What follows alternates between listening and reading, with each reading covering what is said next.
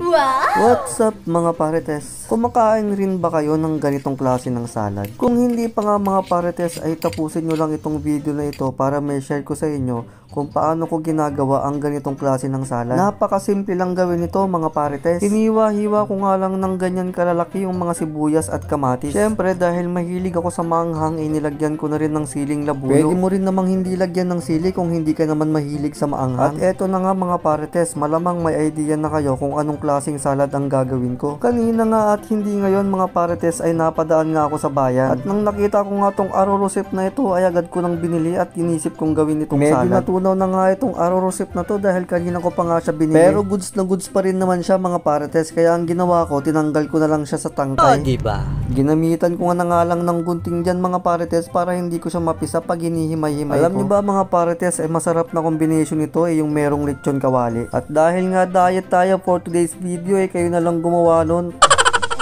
Kung medyo natakam ko nga kayo mga parites at nagbabalak din kayong mag-diet, pwede nyo rin gayahin itong ginagawa ko. Siksik, liglig at umaapaw nga sa vitamina yung ganitong klase ng salad. Kayo ba mga parites, anong tawag nyo dito sa lamang dagat na to? I-comment below nyo nga mga parites at ilagay nyo na rin kung taga saan kayo para malaman ko kung saan naabot ang video na ito. Alam nyo ba mga parites na dito sa probinsya namin ay napakamura lang nito. Nasa mahigit kumulang 100 piso lang ang kalahating kilo nito. At dahil budgeted nga tayo ay 1/4 kilo lang yung binili ko.